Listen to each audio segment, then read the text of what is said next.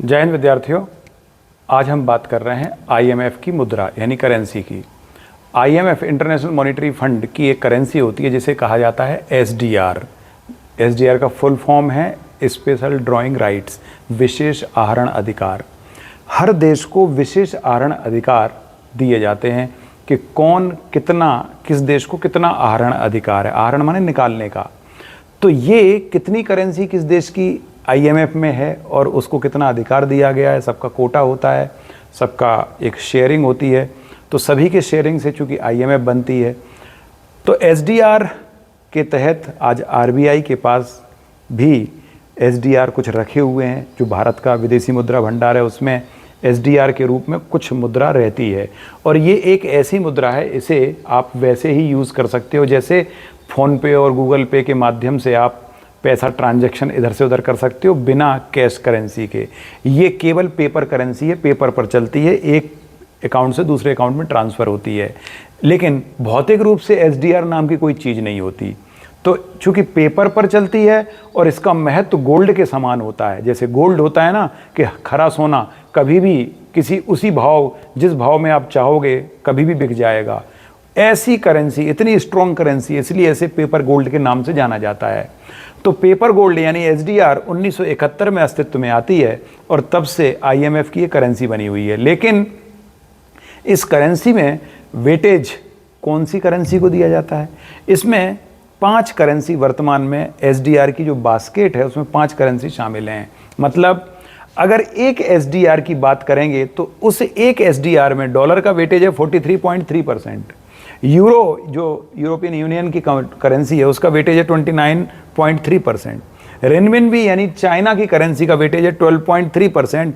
येन यानी जापानी करेंसी का वेटेज 7.6% और स्टर्लिंग पाउंड का जो वेटेज है, स्टर्लिंग पाउंड या जो कि ब्रिटेन की करेंसी है उसका 7.4%। इस तरह से ये 5 करेंसी की बास्केट से मिलकर एसडीआर बनता है। और एक एसडीआर की वैल्यू अगर डॉलर में निकालोगे तो 1.33 डॉलर के बराबर है। विद्यार्थियों, बहुत इंपॉर्टेंट क्वेश्चन है कि एक एसडीआर वर्तमान में कितने डॉलर के बराबर होता है? तो 1.33 डॉलर के बराबर होता है।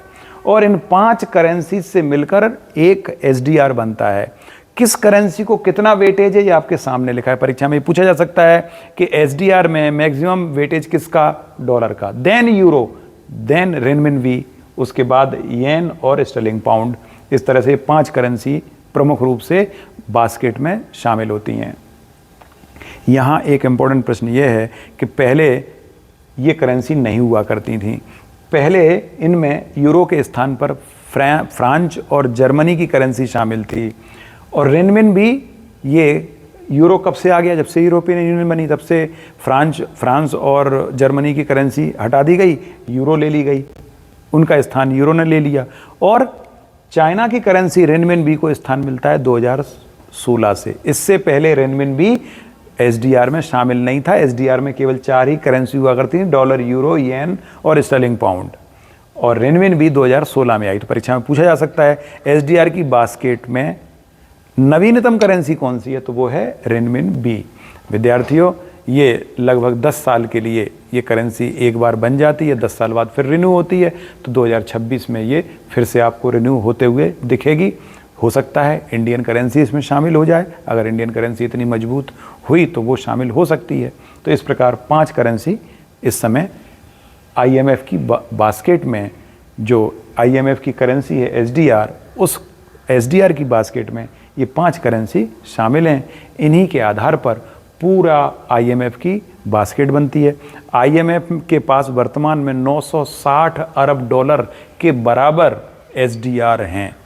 यानी इस एसडीआर की संख्या अगर हम डॉलर में लें और अरब में लें तो लगभग 715 या 716 अरब एसडीआर हैं आईएमएफ के पास। अगर उसे हम 1.33 से गुणा कर दें तो ये डॉलर में कन्वर्ट हो जाती है। तो लगभग 960 अरब डॉलर का कोष आईएमएफ के पास है, जिसका प्रयोग वह भुगतान संतुलन के दौरान गरीब देशों के पास जब विदेशी मुद्रा भंडार खत्म हो जाता है तो उनको आयात निर्यात के लिए ये करेंसी उपलब्ध कराती है। विदेशी करेंसी जो एसडीआर के फॉर्म में होती है और उसमें ये 5 करेंसी शामिल होती हैं। इस तरह से भुगतान संतुलन की समस्या को दूर किया जाता है। जय हिंद।